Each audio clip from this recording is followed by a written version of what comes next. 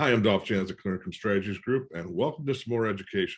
Answering the questions that you asked me. That's what you asked for. I'm going to do my best. I've had a lot of help from Michael T out there with this worth of knowledge. It's the 7 levels of wealth. He came up with a chart. We've worked over together. It sounds wonderful. A lot of people were asking me, Dolph, where am I at in retirement? How am I going to get to the right level? How many levels are there? Well, guess what? We came up with 7 levels, and we're going to talk about those today, because these are the categories that you want to know to understand. It's very important to be realistic, folks, about money. I mean, sure, money isn't everything. And as Zig Ziglar once said, it ranks right up there with oxygen. Also, it's quite true that money cannot buy you happiness, but money can buy you the kind of misery that's easier to live with. And you actually heard when Robert Wagner once said, poor and rich are not categories or statues. They are attitudes of an individual. Someone can be penniless, but rich in their mindset, confident in their abilities, faithful to their God, and in no wants or needs of anything in life. And someone can possess a ton of assets, have a huge bank account, but be poor in the sense of relationship, contentments, and the way they live their life. Like I said, money is a nice thing to have. It helps you get things you want in life, but it doesn't necessarily make you happy. Comfortability makes you happy. Being well off makes you happy. And so let's just dig right in to the 7 levels of wealth that we've come up with. Broke, the first level. We're going to start from lowest going to highest. And note, this is not poor. It is just broke. They are not the same thing. Broke is a status. Poor is a mindset. People have been broke in their lifetime, but they're not poor. When you're broke, it is important to find success patterns that work and stick to them.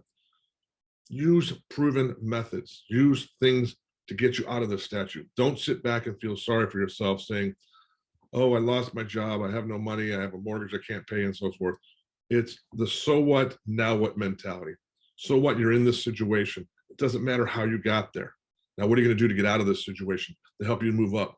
Get off your feet, get off your hiney and your sofa, and go do something about that to get moving on in life. As you get to that second level of wealth, it's being tight. There's not enough money at the end of the month syndrome. It's like, oh, I just don't have enough.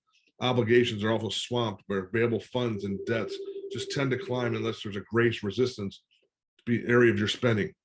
You drive your cars until they fall apart because you don't want to spend that money. You're so tight with your money, you just don't have enough to get to that next level. But this is just something you're living on. This is just a choice when you're at the tight level. A lot of times this is because you're not putting enough effort or saving enough money to realize you're overspending money, and you're taking care of all the wants in your life before you take care of all the needs. This is an easy step to get out of this level of wealth and move on to the next step. You just have to convince yourself to behave a little bit and like, hey, live life for tomorrow, not just for today. Where we reach the third level, the okay level. This is the income that covers normal cash flows, events, but still takes a big hit if something unexpected happens in life. Your car breaks down, the AC unit doesn't work, the dishwasher, something in the fridge, anything with that, where you have to get this extra money out of pocket. I express this level as the paycheck to paycheck level. There's so many people living out there, paycheck to paycheck, just getting enough to get by.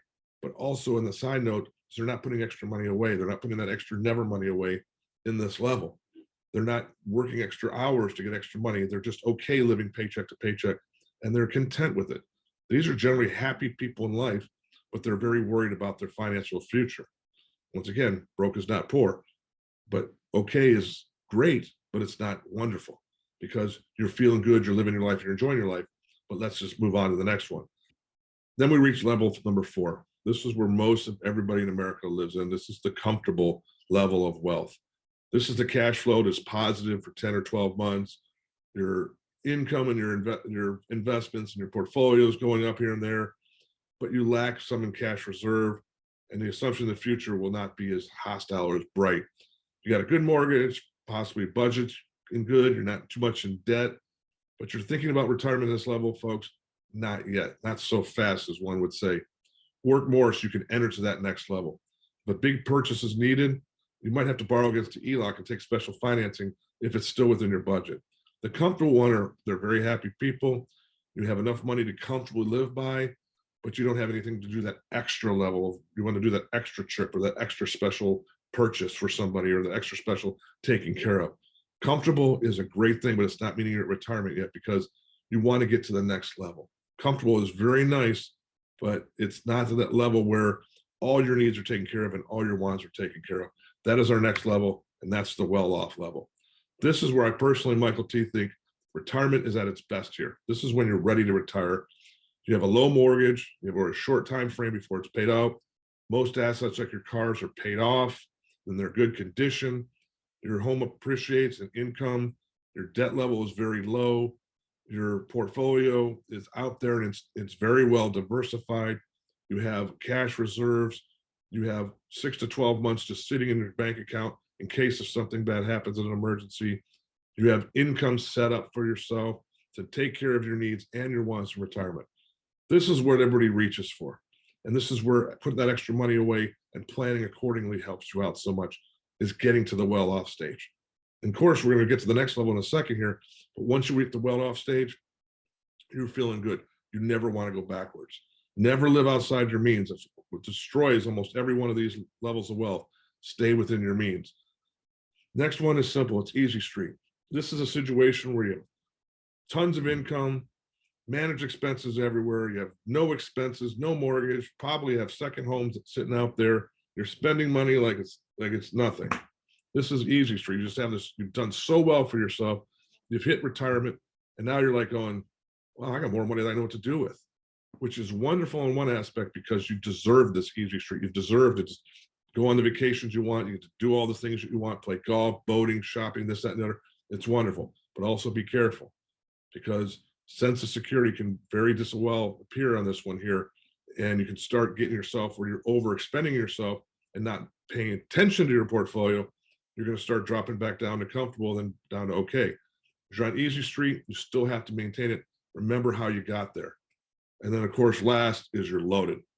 Generally, the loaded category is for politicians, it's for celebrities, it's for athletes, it's for people who won the lottery.